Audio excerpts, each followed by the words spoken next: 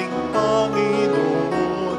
Awita at purihin ang batong kublihan, ang Diyos siyang tanging lakas. Magpasalamat tayo sa Kanyang harapan. Ang Diyos ay awitan, ating purihin ng may tuwa at galak, ng may tuwa galak.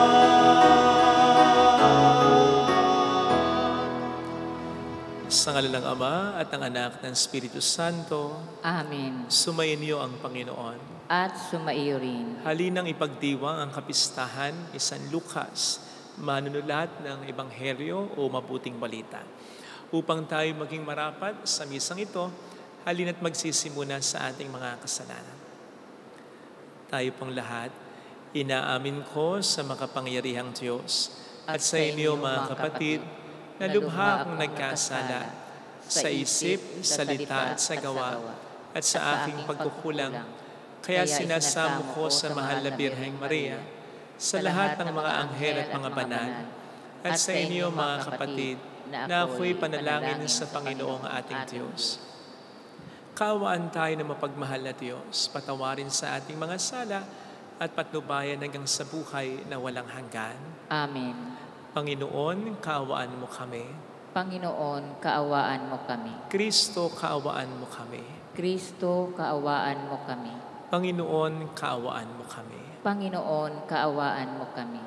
Papuri sa Diyos sa kaitaasan at sa lupa'y kapayapaan sa mga taong kinalulugdan niya. Pinupuri ka namin, dinarangal ka namin, sinasamba ka namin, ipinagbubunyi ka namin, pinasasalamatan ka namin, dahil sa dakila mong angking kapurian. Panginoong Diyos, Hari ng langit, Diyos namang makapangyarihan sa lahat, Panginoong Hesukristo, ugtong na anak, Panginoong Diyos, Kordero ng Diyos, Anak ng Ama, Ikaw na nag-aalis sa mga kasalanan ng sanlibutan, maawa ka sa amin. Ikaw na nag-aalis sa mga kasalanan ng sanlibutan, tanggapin mo ang aming kahilingan. Ikaw na naluluklok sa kanan ng Ama, maawa ka sa amin. Sapagkat ikaw lamang banal, ikaw lamang Panginoon, ikaw lamang o Jesucristo ang kataas-taasan, kasama ang Espiritu Santo, sa kadakilaan ng Diyos Ama. Amen. Yumuko tayo, pakibulong sa Panginoon ang inyong intensyon. Pakisama po ang intensyon ng mga tumutulong sa atin, ang intensyon ng mga OFW, ang intensyon para sa mga may sakit at mga nag-aalaga sa kanila. Manalangin tayo. Ama naming makapangyarihan, hinirang mo si San Lucas para sa paglalahad at pagsulat ng isiniwalat mong hiwaga ng iyong pagmamahal sa mahihirap. Pagkaloob mong ang mga dinakila mo sa pagtataglay ng iyong ngalan ay manatiling nagkakaisa ng damdamit isipan, at lahat ng mga bansa ay maging mapalad na makita ang iyong pagliligtas sa pamamagitan ni Jesucristo, kasama ang Espiritu Santo magpasa walang hanggan. Amen.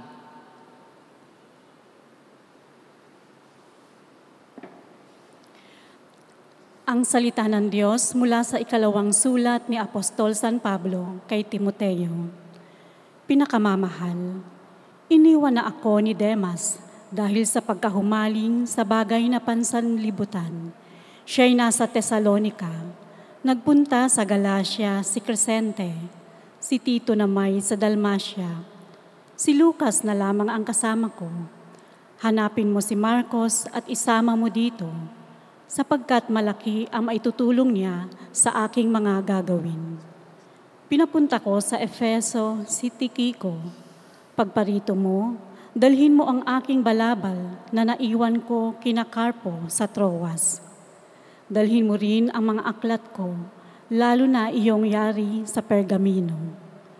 Napakasama ng ginawa sa akin ni Alejandrong Panday Tanso. Ang Panginoon ang magpaparusa sa kanya, ayon sa kanyang ginawa. Mag-ingat ka sa kanya sapagkat Tutol na tutol siya sa ipinangangaral natin. Walang sumama sa akin nang una akong humarap sa hukuman. Pinabayaan nila akong mag-isa. Patawarin nawa sila ng Diyos. Ngunit pinatnubayan ako ng Panginoon at binigyan ng lakas upang maipahayag sa mga hentil ang salita. Ang salita ng Diyos. Salamat sa Diyos. Talastas na mga tao, dakilang paghahari mo. Talastas ng mga tao, dakilang paghahari mo. Magpupuring lahat sa iyo, o poon ang iyong nilalang. Lahat mong nilikha ay pupurihin ka at pasasalamatan. Babanggitin nilang tunay na dakila ang iyong kaharian at ibabalitang tunay kang dakila't makapangyarihan. Talastas ng mga tao, dakilang paghahari mo. Dakila mong gaway upang matalastas ng lahat ng tao. Mababatid nila ang kadakilaan ng paghahari mo. Ang paghahari mo'y sadyang walang hanggan, hindi magbabago. Talastas ng mga tao, dakilang paghahari mo. Matuwid ang Diyos sa lahat ng bagay niyang ginagawa. Kahit anong gawin ay kalakip doon ang habag at awa. Siya'y nakikinig at handang tumulong sa lahat ng tao. Sa sinumang taong pagtawag sa Kanya'y tapat at totoo. Talastas ng mga tao, dakilang paghahari mo.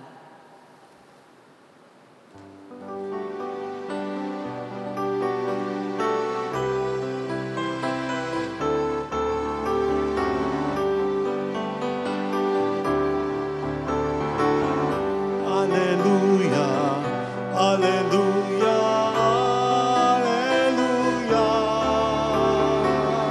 alleluia.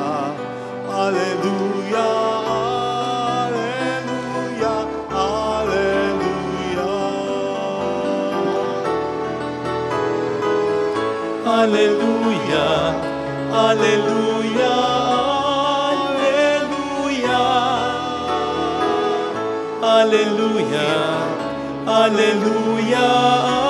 alleluia, alleluia.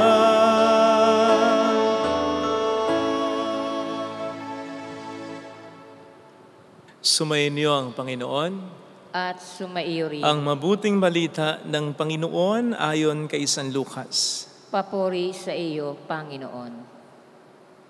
Noong panahong yon, ang Panginoon ay humirang ng 72.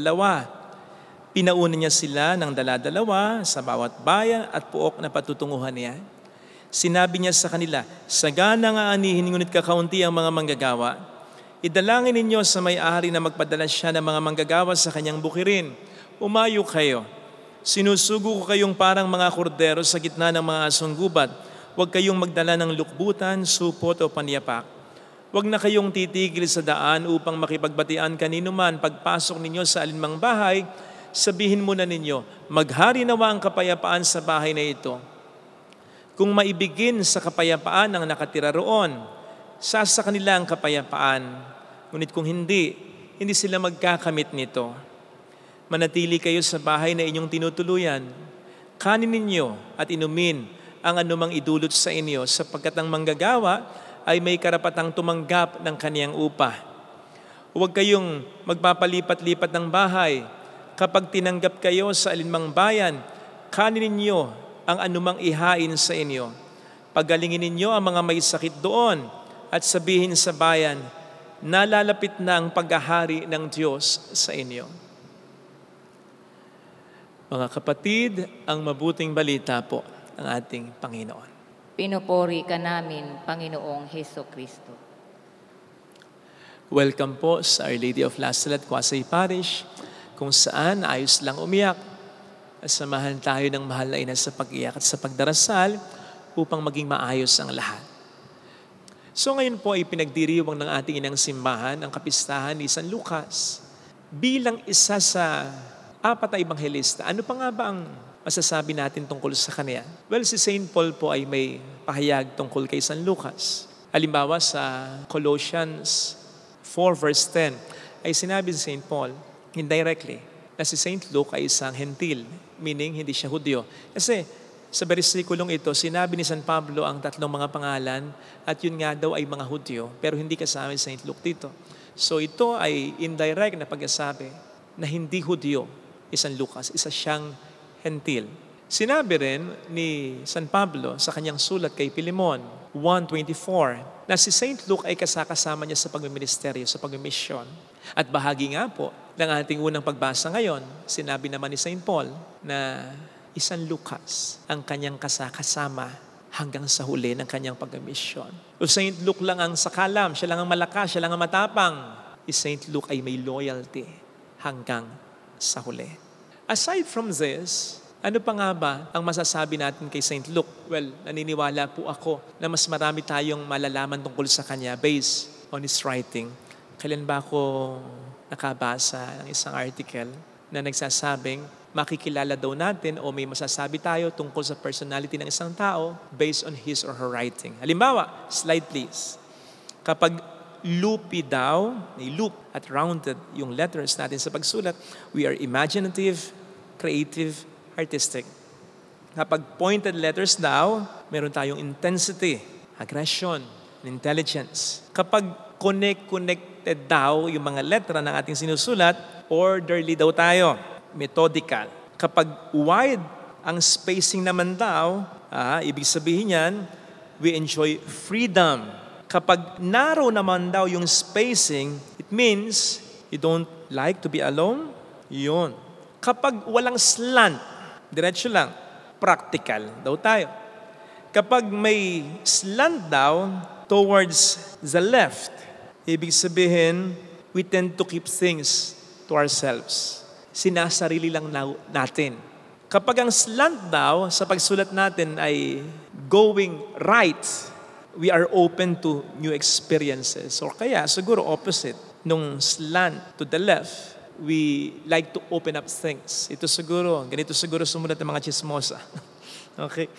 Kapag ang sulat daw natin ay leaning to the left margin, ito raw yung mga taong hindi makawala sa nakaraan, hindi makapag-move on. Siguro niloko ng boyfriend, ng girlfriend, namatayan. Yun. Kapag ang sulat daw natin ay towards right margin, ito raw yung mga taong aligaga sa kinabukasan. Siguro ganyan sumulat. Mga may utang. Joke.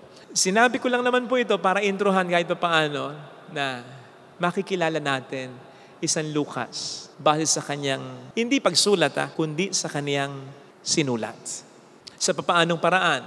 Well, of course, lahat naman ng mga ebanghelista nagsulat tungkol sa kaligtasang hatid ni Kristo. Pero sa palagay ko, mas pinalawak at mas pinalalim ni San Lucas ito. Sa palagay ko, sa mga sulat ni San Lucas, ay pinakita niya na ang kaligtasan ay para talaga sa lahat ng tao at para din sa bawat tao. So, hindi lang general, kundi particular. Hindi lang universal, kundi specific. Una, ito ay para sa lahat ng tao. At pag sinabing para sa lahat ng tao, again, pinalawak ito ni St. Luke. Talagang sinabi niya, pinakita niya na ito ay hindi lang para sa mga Hudyo, kundi para din sa mga hentil, sa mga hindi Hudyo, para sa mga babae, para sa mga mahihirap, para sa mga makasalanan.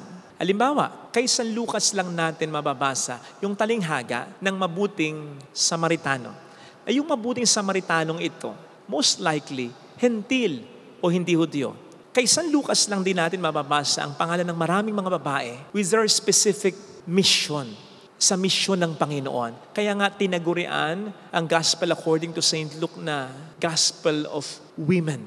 Tapos, mababasa rin natin sa Ebanghelyo ayon kay San Lucas, yung talinghaga tungkol sa mayaman at sa mahirap na si Lazaro. And then, mababasa rin natin kay San Lucas, yung talinghaga tungkol sa Pariseo at makasalanang pumunta ng templo. So, hindi lang ito para sa lahat ng tao. In-enumerate talaga ni San Lucas yung sakop ng kaligtasang bigay ni Kristo. And this leads us to our second point, na hindi lang ito para sa lahat, kundi para sa bawat tao.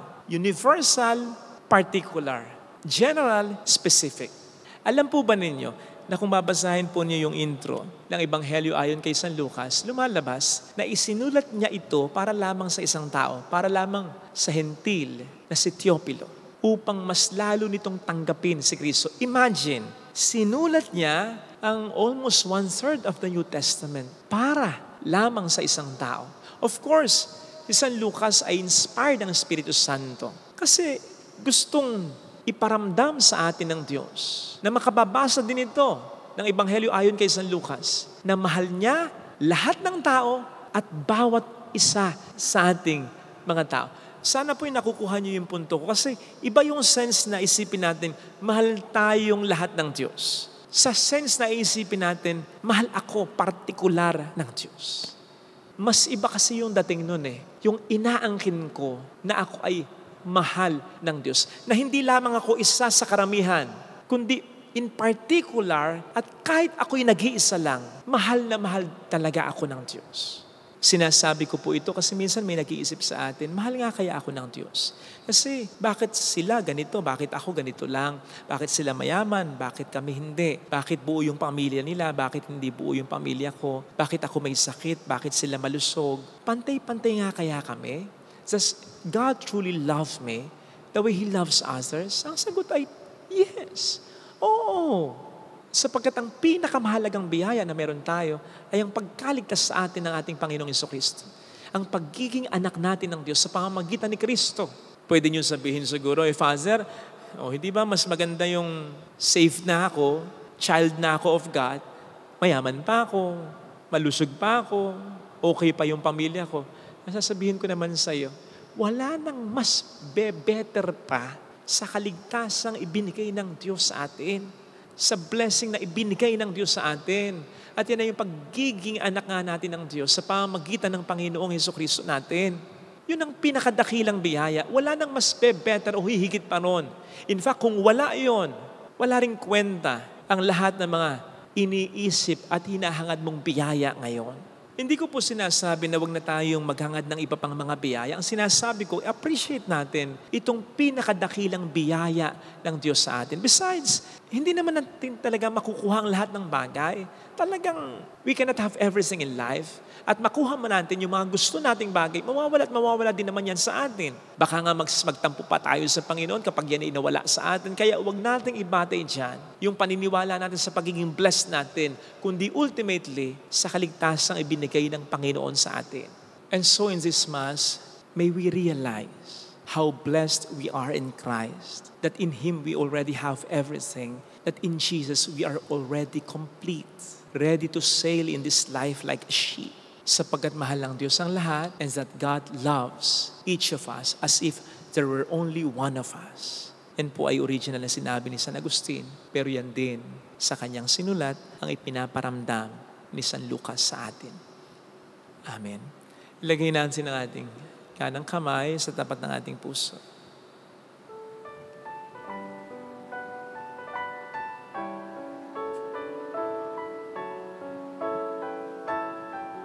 Awitin natin. Alam kong may magagawa ang Diyos.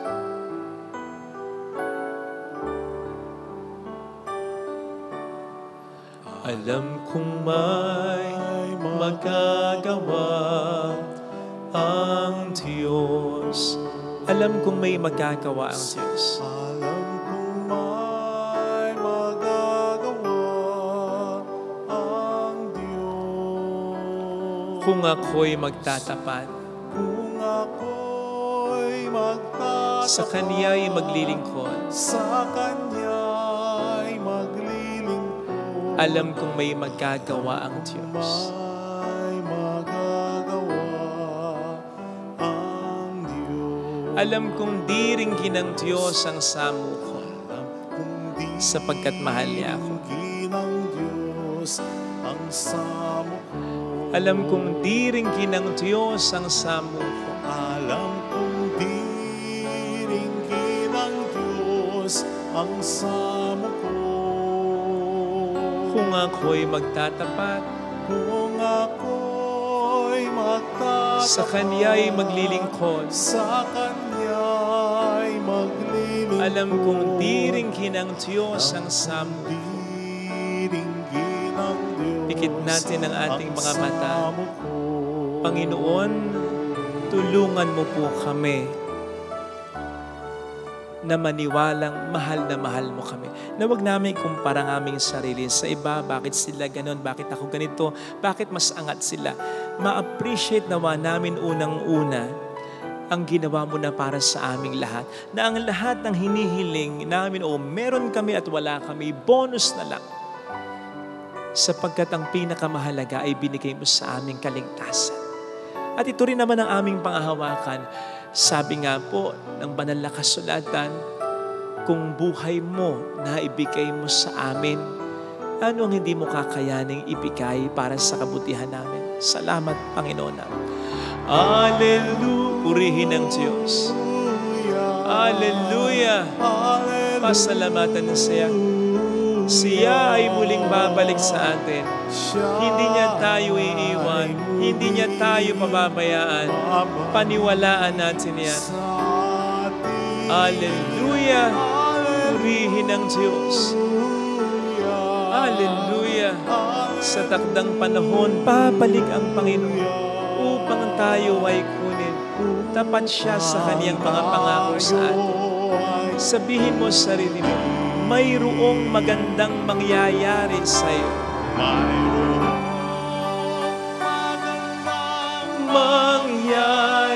Maniwala ka lang na mahal ka ng Diyos. Panghawakan mo yan. Huwag mong pakakawalan yung katotohanan yun. Hindi gawa-gawa ng tao yun. Pinatunayan na ng Diyos sa atin yun. Huwag mong hayaan ang demonyo na pasinungalingan yun. Ano man ang mga problemang nararanasan mo ngayon, sigurado ko isa sa binubulong sa iyo ng demonyo na hindi ka mahal ng Diyos. Alam niya kasi na napakahalaga doon. Kapag naniwala ka doon, maraming magandang mangyayari sa buhay mo. Huwag mong paniwalaan ang diablo. Papuri sa Ama at sa Anak, sa Espiritu Santo. Kapara ng sa unang-una, ngayon, magpakailanman, magpasawalang hanggan. Amen.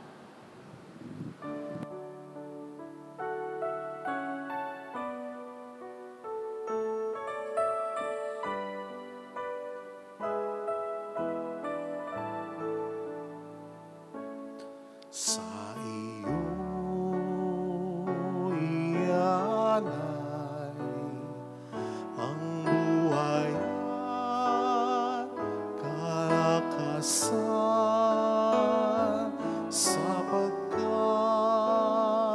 ito ang nararapat sa katulad mong matapat. Sa pag-ibig mo, ang buhay ko ay nagbago. Sa tuwing na ang ninanais ko ay laging maglingkod sa iyo.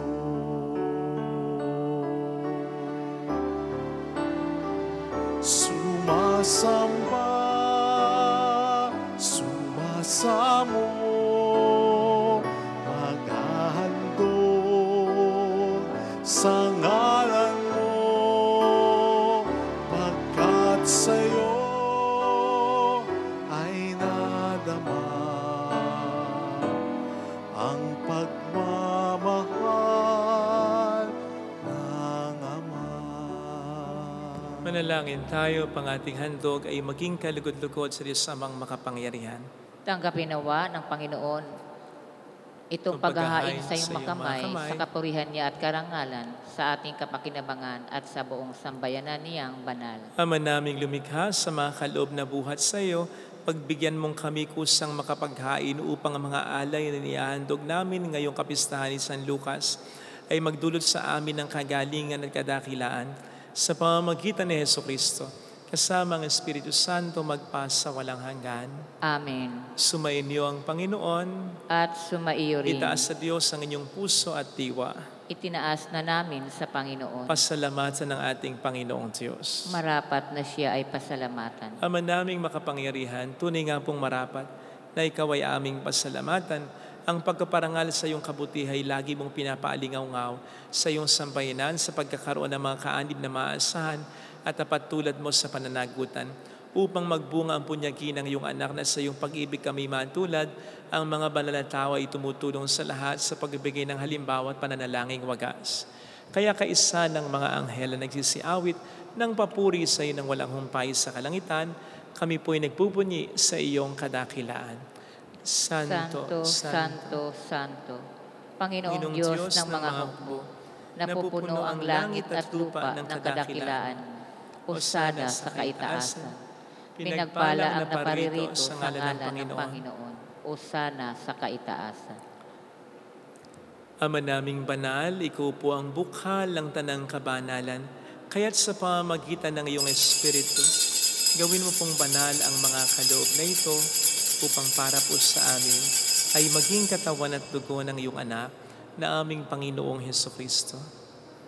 Bago niya pinagtiis ang kusang loob na maging handog, hinawakan niya ang tinapay, pinasalamatan kaniya, pinaghati-hati niya iyon, iniabot sa kaniyang mga alagad at sinabi, "Tanggapin ninyong lahat ito at kanin.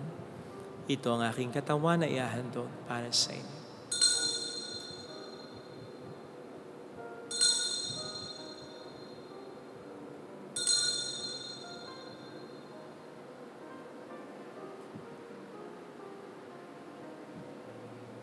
Gayun din naman nang matapos ang hapunan, hinawakan niya ang kalis. Muli kaniyang pinasalamatan. Iniabot niya ang kalis sa kaniyang mga alagad at sinabi, "Tanggapin ninyong lahat ito at inumin. Ito ang kalis ng aking dugo ng bago at walang hanggang tipan. Ang aking dugo na ibubuhos para sa inyo at para sa lahat. Sa ikapagpatawad ng mga kasalanan, gawin niyo ito sa pag-alala sa akin."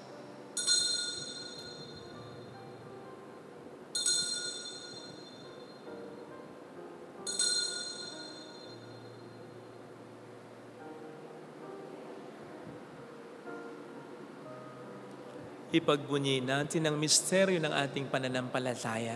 Si Kristo'y namatay, si Kristo'y nabuhay, si Kristo'y babalik sa wakas ng panahon. Ama, ginagawa namin ngayon ang pag-alaala sa pagkamatay at muling pagkabuhay ng iyong anak. Kaya inialay namin sa iyo ang tinapay ng buhay at ang kalis ng kaligtasan. Kami nagpapasalamat dahil kami yung minarapat na tumayo sa harap mo para maglingkod sa iyo. Sinasamo namin kami na magsasalo sa katawan at dugo ni Kristo ay mabuklod sa pagkakaisa sa pamamagitan ng Espiritu Santo. Ama, lingapin mo ang iyong simbahang laganap sa buong daigdig. Puspusin mo kami sa pag-ibig. Kaysa ni Francisco na aming Papa, ni Dennis na aming Obispo at ng Tanang Kaparian, alalahanin mo mga kapatid naming nahimlay nang may pag-asang sila'y muling mabubuhay, lalo ng aming mga ipagdarasal. Saglit nating alalahanin ng ating mga minamahal na pumanaw na.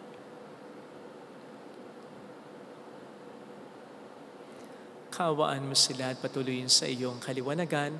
Kaawaan mo at paging tapatin kaming lahat na makasalo sa iyong buhay na walang wakas. Kaysa ang mahal na Birhen ng Lazaret, ang ina ng Diyos, isanusay ang kabiyak ng kanyang puso lahat ng mga banal na namuhay dito sa daigdig ng kalugod-lugod sa iyo. May pagdiwang nawa namin ang pagpupuri sa ikararangal mo sa pamamagitan ng iyong anak na aming Panginoong Hesukristo.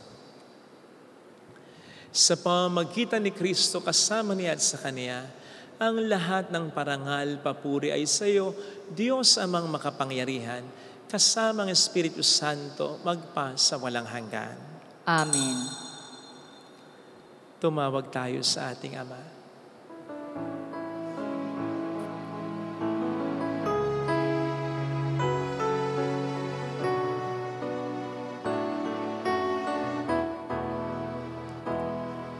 Ama namin, sumasalangit ka, sambahin ang ngalan mo,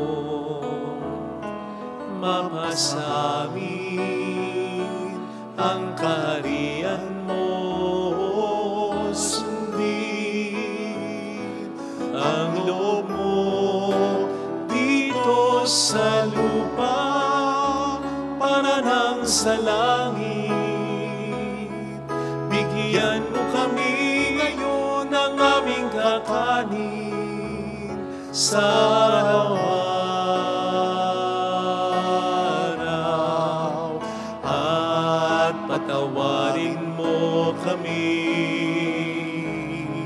sa aming mga sala,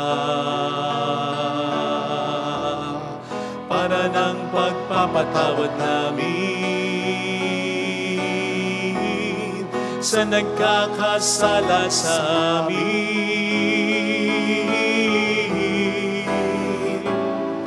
At huwag mo kami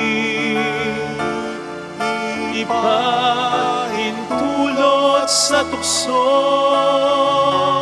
at ihadya mo kami sa lahat ng masama.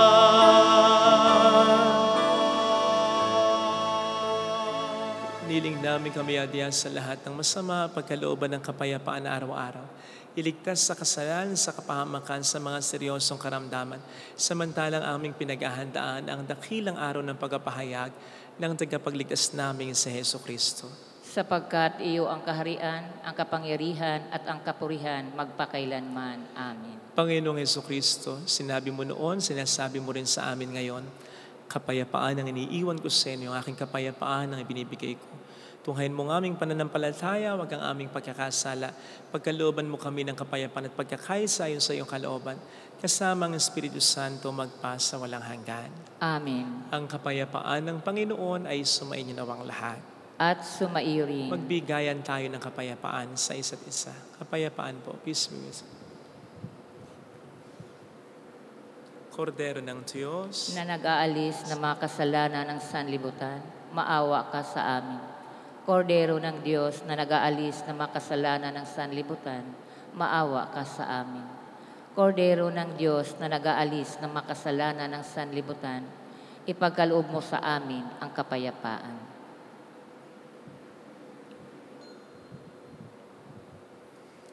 narito sa harap natin ng Panginoon ang ating buhay at kaligtasan, mapalad tayong inaanyayahan. Panginoon, hindi ako karapat-dapat na magpatuloy sa iyo, ngunit sa isang salita mo lamang ay gagaling na ako.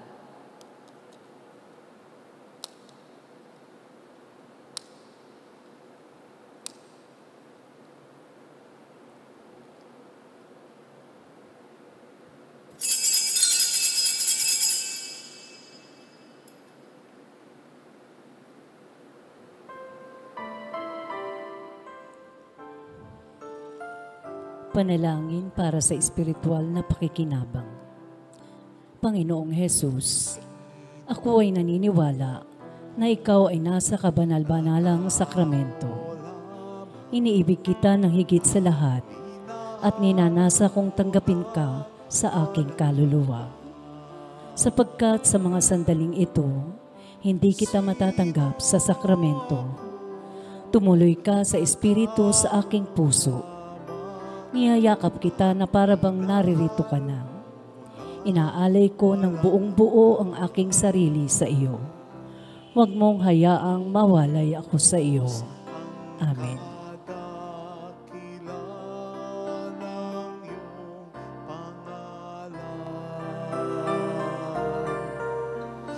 Walang kapantay sa lupa at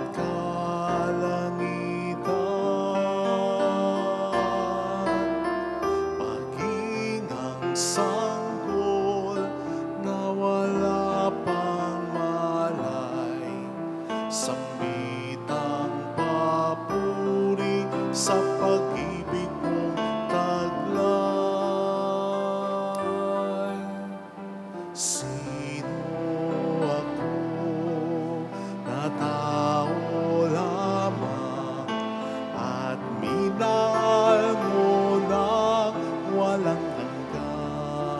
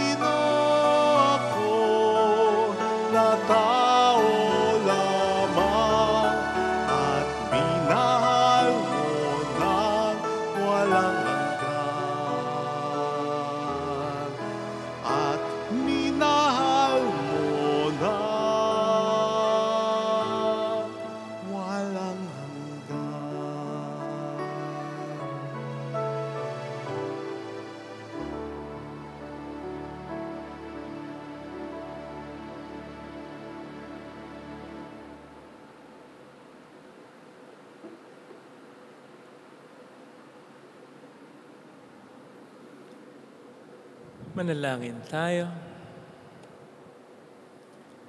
Ama naming mapagmahal,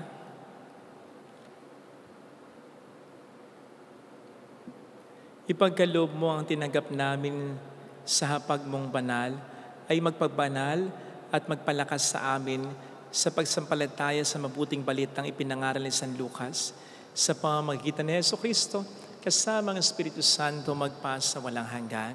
Amen. Holy God, Holy Mighty One, Holy Immortal One. Have mercy on us and on the whole world. Holy God, Holy Mighty One, Holy Immortal One. Have mercy on us and on the whole world. Holy God, Holy Mighty One, Holy Immortal One. Have mercy on us and on the whole world. Jesus, King of Mercy, We trust in you. alalahanin, O mahal na Birhen ng Lazaret, ina ng pag-asa, ikaw ang nagpaalala sa aming magbalik loob sa Ama.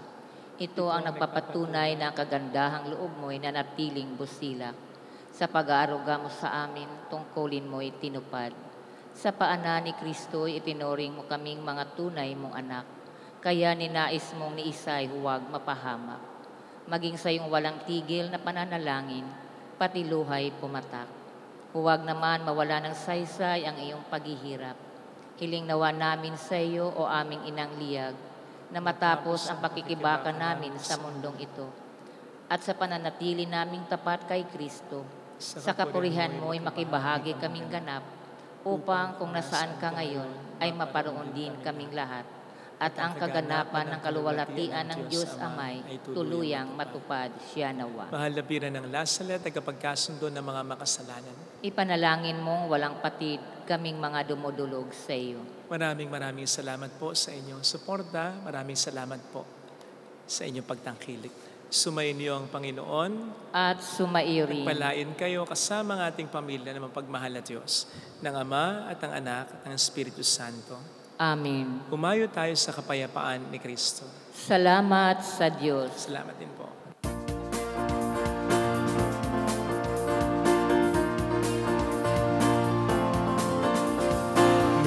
Mary, Mother of the Lord, here's a prayer we sing to you. Let your tears sip in our minds and hearts as once they fell at La Salette.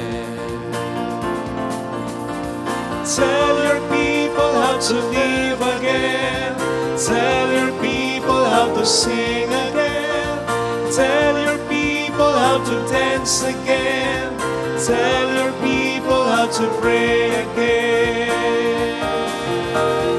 Mary, Mother of the Lord, here's a prayer we sing to you.